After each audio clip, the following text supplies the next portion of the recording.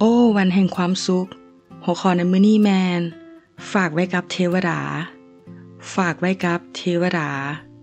ในกิจการบทที่20ข้อ32ทรงกล่าวว่ามาบัดนี้ข้าพเจ้าขอฝากพวกท่านไว้กับพระเจ้าและไว้กับพระธรรมอันประกอบด้วยพระคุณพระธรรมนั้นมีฤทธิ์อำนาจที่จะสร้างพวกท่านขึ้นได้และจะให้พวกท่านได้รับมรดกซึ่งพระเจ้ามีไว้สำหรับผู้ถูกสำระให้บริสุทธิ์ของพระองค์ทุกคนฝากไว้กับเทวดาข้าน้อยบ่ได้อยู่กับแม่จึงขอพระเจ้าทรงเทวดาไปดูแลและช่วยดูแลแม่แทนข้าน้อยพระเจ้าเฮ็ดตามคำขอพ่อแม่พบกับเหตุการณ์ต่างๆที่มีเทวดายื่นความช่วยเหลือมาให้บางครั้งมาหาในความฝันเห็นด้วยตาก็มีและผ่านคนรอบข้างนำพอฝูงเทวดาทั้งปวงนั้นแม่นวิญญาณรับใช้ที่พระเจ้าทรงใช้มาบวชระบัดบรรดาผู้ที่ได้รับความรอดพ้นในเฮบเรอบทที่1ข้อ14ข้าน้อยฝากแม่ไว้กับเทวดาถึงว่าอยู่ห่างไกลจากคนที่เฮาฮักแต่พวกเขาบ่เคยอยู่ห่างไกลจากพระเจ้า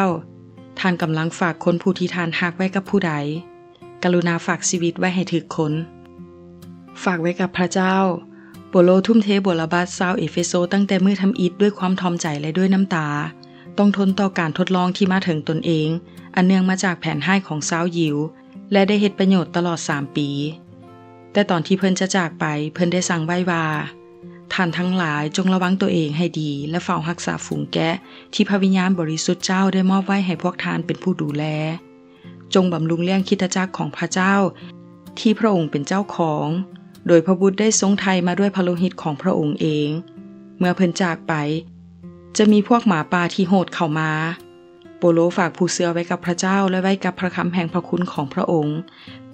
ซึ่งสามารถสร้างชีวิตขึ้นได้มีพระเจ้าที่ใดต้องมีพระคำที่นั่นจงฝากชีวิตของเฮาไว้ถึงความจริงแห่งพระคำแล้วจะปลอดภัยวันนี้จงฝากไว้ในคำอธิษฐานพระเยซูอธิษฐานเพื่อเราสาวกและพวกเขาไว้โดนแล้วย้อนแนวนี้พวกเขาจึงปลอดภัยโดยความเชื่อพวกเขาฝากชีวิตไว้ในพระเยซูพระผู้เลี้ยงที่ดี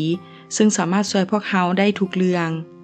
ส่วนเฮาก็จงฝากคนอื่นๆไว้ผ่านคำอธิษฐานและคำสอนแห่งพระคำที่ถูกต้อง